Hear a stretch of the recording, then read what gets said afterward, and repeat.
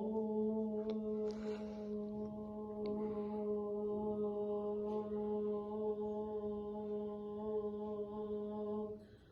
तत्सत।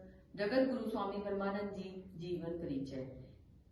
गुरु जी ने सज्जन के मुख से ये सारी बातें सुनकर आपके हृदय में प्रबल लालसा उठती है कि मैं भी वही गुरुकुल में जाकर उन ब्रह्मचारियों जैसा श्रेष्ठ बलवान और विद्वान ब्रह्मचारी बनूं और फिर सारे विश्व को श्रेष्ठ बना नए सतयुग की स्थापना करूं, जिसमें कोई निर्बल, भूखा, नंगा, बीमार, दुखी और व्यभिचारी, लुटेरा, डाकू, कायर, हिंसक, अशिक्षित एवं स्वार्थी नहीं होगा, अर्थात सभी समान रूप से सुख व आनंद की लहरों पर खेलते हुए अपना जीवन यात्रा पूर्ण करेंगे।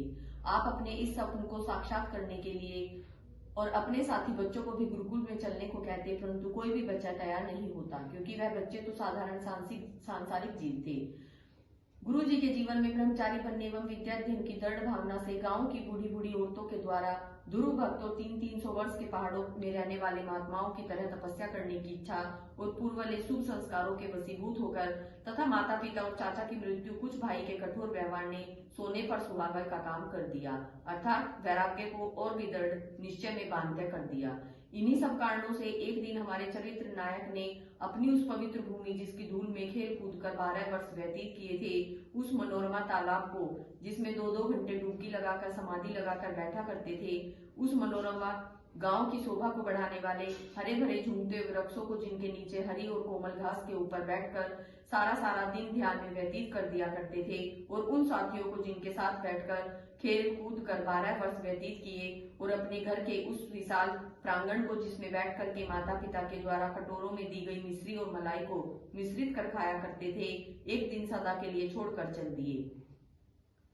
जिस समय आप रात्रि को घर से निकले, उस समय सूर्य देवता के अस्त होने से चारों ओर महाघोर अंधेरी छाई हुई थी और सारा संसार सोया हुआ था। पशु पक्षी भी सुनसान रात्रि में अपनी गुफाओं और घोंसलों में जा घुसे थे। उस समय वह भी मौनधारी योगी के समान बैठे थे। कभी कभी दुष्ट उल्लू कोलाहल मचाता भांति भांति की बोलियां बोल वन को और भी भयानक बना रहा था। वायु साई साई करती हुई सुनाई पड़ती थी। चांद और सितारों के सुहावने प्रकाश को भी बादलों ने अपने आंचल में छुपा लिया था। तीव्र गति से बरसना आरंभ कर दिया था। आप अनुमान लगा सकते हैं कि ऐसी परिस्थिति में इस 12 वर्षीय बालक छोटाराम की क्या दशा होगी, जिसके शरीर पर केवल कुर्ता, धोती और साधारण सी चादर के अतिरिक्त तो कुछ भी वस्त्र न था। न पांव में जूते, न सिर पर पगड़ी थी, परंतु अपनी धुन में मग्न निर्भय दृढ़ संकल्प लिए भूख प्यास सर्दी गर्मी की परवाह न करते हुए अपनी मंजिल की ओर बढ़ रहे थे। रात में महाघोर अंधकार होने के कारण गुरुजी उस मार्ग से भटक कर दूसरी ओर घनघोर घने जंगल में, जो कि कुरुक्षेत्र की ओर न था, चले गए। इस जंगल में कभी इधर कभी उधर सारी रात भटकते रहे। पांव में जूते न होने के कारण पांव छलनी छलनी हो गए। प्रातःकाल होते ही गुरुजी मिर्जापुर गांव के पास पशु चराने वाले चरवाहे से मिले।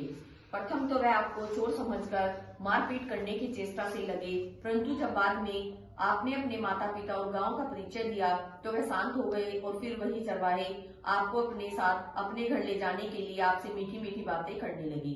कहा कि आप हमारे घर चलो, आपको हम बड़े बड़े सुंदर वस्त्र पहनाएंगे, दूध घी व खूब पिलाएंगे। इन सब बातों और वस्तुओं के खाने पीने और अच्छा भोजन देने को कहा, परंतु गुरुजी ने उत्तर में कहा, इन सब वस्तुओं की हमारे घर में क्या कमी? यदि मुझको इन सब वस्तुओं की आवश्यकता होती तो घर ही क्यों छोड़ता? सत्य पूछो तो मुझे भूख प्यास सर्दी गर्मी आदि की कोई परवाह नहीं थी। भूख दूर करने के लिए ईश्वर ने देखो कितने सुंदर पेड़ लगा रखे हैं। उनकी दृढ़ता पूर्ण बातों को सुनकर अपना मनोरथ पूरा न होते देख अपने पशुओं को लेकर गांव की ओर चले गए। उनको गुरुकुल जाने के लिए रेलवे लाइन के पास साथ साथ जाने का रास्ता बता दिया।